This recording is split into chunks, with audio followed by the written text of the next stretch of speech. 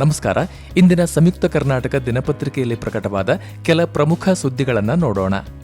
ಮೊದಲಿಗೆ ಮುಖಪುಟದ ಸುದ್ದಿಗಳತ್ತ ಕಣ್ಣು ಹಾಯಿಸೋಣ. ಕೈ ವರಿಷ್ಠರಿಂದ ದೆಹಲಿಯಲ್ಲಿ ಸಚಿವರ ಜೊತೆ 1-to-1 ರಹಸ್ಯ ಸಭೆ ನಡೆಯುತ್ತಿದ್ದು, ಪವರ್ ಶೇರಿಂಗ್ ಬಗ್ಗೆ ಅಭಿಪ್ರಾಯವನ್ನು ಸಂಗ್ರಹಿಸಲಾಗುತ್ತಿದೆ ಎಂದೇ ಹೇಳಲಾಗುತ್ತಿದೆ. ಮೊನ್ನೆ ಸಚಿವರಾದ ಕೃಷ್ಣ ಬೈರೇಗೌಡ, ದಿನೇಶ್ ಗುಂಡೂರಾವ್ ಅವರನ್ನು ದೆಹಲಿ ವರಿಷ್ಠರು ಕರೆಯಿಸಿಕೊಂಡಿದ್ದರೆ, ಬುಧವಾರ ಸಚಿವರಾದ ಎಂಬಿ ಪಾಟೀಲ್ ಮತ್ತು ಎಸ್ಎಸ್ ಮಲ್ಲಿಕಾರ್ಜುನ್ ಅವರನ್ನು ಕರೆಯಿಸಿಕೊಳ್ಳಲಾಗಿದೆ. ಮತ್ತೊಂದೆಡೆ ಬೆಂಗಳೂರಿನಲ್ಲಿ 3 ಪಕ್ಷಗಳ 50 ಶಾಸಕರು ಒಂದೆಡೆ ಸೇರಿ ಸಭೆ ನಡೆಸ್ತಾ ಇರುವುದು ರಾಜ್ಯ ರಾಜಕೀಯದಲ್ಲಿ ಮತ್ತಷ್ಟು ಕುತೂಹಲ ಕೆರಳಿಸಿದೆ.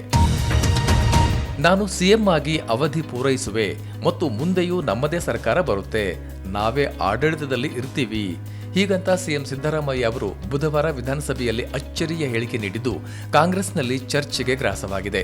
ಪವರ್ ಶೇರಿಂಗ್ ಬಗ್ಗೆ ಕಾಂಗ್ರೆಸ್ನಲ್ಲಿ ಗುಲ್ಲೆದ್ದಿರುವಾಗ ಸಿಎಂ ಸಿದ್ದರಾಮಯ್ಯ ಅವರು ನಾನೇ ಸಿಎಂ ಆಗಿ ಮುಂದುವರಿತೇನೆ ಅನ್ನೋ ಅರ್ಥ ಬರುವಂತೆ ಹೇಳಿಕೆ ನೀಡಿರೋದು ಡಿಕೆಶಿಗೆ ಇರುಸುಮುರುಸು ತಂದಿರಬಹುದೇನೋ. ಕರ್ನಾಟಕ ರಾಜ್ಯ ರಸ್ತೆ ಸಾರಿಗೆ ನಿಗಮಗಳಿಗೆ ಸರಿಸುಮಾರು 5,000 ಕೋಟಿಯಷ್ಟು ನಷ್ಟ ಉಂಟಾಗಿದೆ ಎಂದು ಸಾರಿಗೆ ಸಚಿವ ರಾಮಲಿಂಗಾರೆಡ್ಡಿ ಅವರು ಹೇಳಿದ್ದಾರೆ. ತೈಲ ಬೆಲೆ ಏರಿಕೆ, ಸಿಬ್ಬಂದಿ ವೇತನ ಸೇರಿದಂತೆ ಎಲ್ಲ ನಿರ್ವಹಣೆಯಿಂದಾಗಿ ಸಾರಿಗೆ ಸಂಸ್ಥೆಯ ಅಧೀನದಲ್ಲಿರುವ 4 ನಿಗಮಗಳಿಗೆ ನಷ್ಟ ಉಂಟಾಗಿದೆ ಎಂದು ಮೇಲ್ಮನೆಯಲ್ಲಿ ಸದಸ್ಯರ ಪ್ರಶ್ನೆಯೊಂದಕ್ಕೆ ಉತ್ತರಿಸುತ್ತಾ ಈ ವಿಷಯ ತಿಳಿಸಿದರು. ಶಿಕ್ಷಣದಲ್ಲಿ ತ್ರಿಭಾಷಾ ನೀತಿ ಅಗತ್ಯ ಎಂದು ಹೇಳುವ ಮೂಲಕ ರಾಜ್ಯಸಭೆ ಸದಸ್ಯೆ ಸುಧಾಮೂರ್ತಿ ಅವರು ತ್ರಿಭಾಷಾ ನೀತಿಯನ್ನು ಸಮರ್ಥಿಸಿಕೊಂಡಿದ್ದಾರೆ. ರಾಜ್ಯಸಭೆಯಲ್ಲಿ ಕಾಂಗ್ರೆಸ್ನ ಕಾರ್ತಿ ಚಿದಂಬರಂ ತ್ರಿಭಾಷಾ ನೀತಿ ಸರಿಯಲ್ಲ ಅಂತ ಕೇಂದ್ರವನ್ನು ತರಾಟೆಗೆ ತೆಗೆದುಕೊಂಡಾಗ ಮಧ್ಯಪ್ರವೇಶಿಸಿದ ಸುಧಾಮೂರ್ತಿ ಅವರು ತಮ್ಮ ಅಭಿಪ್ರಾಯವನ್ನು ಹೊರಹಾಕಿದರು. ಸುಂಕದ ವಿಚಾರವನ್ನಿಟ್ಟುಕೊಂಡು ಅಮೆರಿಕ ಜಾಗತಿಕ ಮಟ್ಟದಲ್ಲಿ ಭಾರತದ ಬಗ್ಗೆ ಟೀಕೆ ಮಾಡುವ ಮೂಲಕ ಮತ್ತೆ ಕಿರಿಕ್ ಶುರು ಮಾಡಿದೆ. ಪಾಕಿಸ್ತಾನದ ಪೇಶಾವರದಲ್ಲಿ ಪ್ಯಾಸೆಂಜರ್ ರೈಲು ಅಪಹರಣ ಪ್ರಕರಣ ಸುಖಾಂತ್ಯ ಕಂಡಿದ್ದು 33 ಮಂದಿ ಅಪಹರಣಕಾರರನ್ನು ಹೊಡೆದುರುಳಿಸಿ 346 ಪ್ರಯಾಣಿಕರನ್ನು ರಕ್ಷಿಸಲಾಗಿದೆ.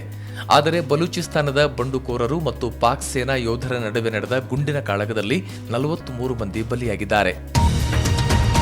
22 ವರ್ಷಗಳ ಹಿಂದೆ ಹೆಲಿಕಾಪ್ಟರ್ ದುರಂತದಲ್ಲಿ ಸಾವಿಗೀಡಾಗಿದ್ದ ನಟಿ ಸೌಂದರ್ಯ ಅವರ ಸಾವು ಅಪಘಾತದಿಂದ ಆಗಿದ್ದಲ್ಲ, ಬದಲಾಗಿ ಅದೊಂದು ವ್ಯವಸ್ಥಿತ ಕೊಲೆ ಅಂತ ಆಂಧ್ರಪ್ರದೇಶದ ಖಮ್మంನ ಸಾಮಾಜಿಕ ಕಾರ್ಯಕರ್ತ ಚಿಟ್ಟಿ ಮಲ್ಲು ಎಂಬುವರು ಪೊಲೀಸ್ ಠಾಣೆಯಲ್ಲಿ ದೂರು ನೀಡಿದ್ದಾರೆ.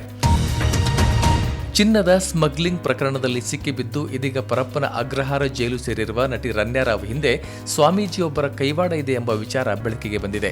ಜೊತೆಗೆ ಬಿಟ್ಕಾಯಿನ್ ದಂಧೆಕೋರರ ಜೊತೆಗೂ ರನ್ಯಾರಾವ್ ಅವರ ನಂಟಿತ್ತು ಎಂಬ ಅಂಶವೂ ಬಹಿರಂಗವಾಗಿದೆ.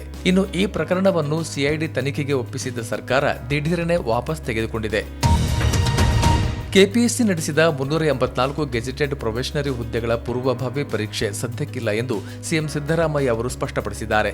ಪರೀಕ್ಷಾ ಅಕ್ರಮದಲ್ಲಿ ತಪ್ಪೆಸಗಿದವರನ್ನು ಉದ್ದೇಶಿಸಿ ಮಾತನಾಡಿದ ಅವರು ಉಪ್ಪು ತಿಂದವರು ನೀರು ಕುಡಿಯಲೇಬೇಕು ಎಂದಿದ್ದಾರೆ. ಗ್ಯಾರಂಟಿ ಅನುಷ್ಠಾನ ಸಮಿತಿ ವಿವಾದವು ಬುಧವಾರವೂ ಕಲಾಪವನ್ನು ಬಲಿ ತೆಗೆದುಕೊಂಡಿದೆ. ಬಿಜೆಪಿ ಜೆಡಿಎಸ್ ಸದಸ್ಯರು ಸದನದ ಬಾವಿಗಿಳಿದು ಸರ್ಕಾರದ ವಿರುದ್ಧ ಧಿಕ್ಕಾರದ ಘೋಷಣೆ ಕೂಗುತ್ತಾ ಗದ್ದಲವನ್ನ ಮುಂದುವರಿಸಿದರು. ಅತ್ತ ಮೇಲ್ಮನೆಯಲ್ಲಿ ಗ್ರೇಟರ್ ಬೆಂಗಳೂರು ವಿಧೇಯಕ ಅಂಗೀಕಾರ ಪಡೆದುಕೊಂಡಿದೆ.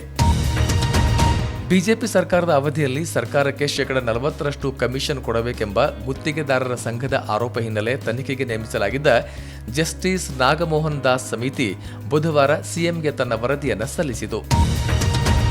ಮಕ್ಕಳಾದವರು ಹೆತ್ತ ತಾಯಿ ತಂದೆಯವರನ್ನು ಸರಿಯಾಗಿ ನೋಡಿಕೊಳ್ಳದಿದ್ದಲ್ಲಿ ಮಕ್ಕಳಿಗೆ ಆಸ್ತಿಯಲ್ಲಿ ಪಾಲಿಲ್ಲ. ಈ ಮಾಹಿತಿಯನ್ನು ಬುಧವಾರ ಮೇಲ್ಮನೆಯಲ್ಲಿ ಕಂದಾಯ ಸಚಿವ ಕೃಷ್ಣ ಬೈರೇಗೌಡ ಅವರು ತಿಳಿಸಿದರು. ಇನ್ನಷ್ಟು ಬರವಣಿಗೆಗಳು, ವಿಶೇಷ ಲೇಖನಗಳು ನಿಮಗಾಗಿ ಕಾಯ್ತಾ ಇರ್ತವೆ, ಓದ್ತಿರಲ್ವಾ?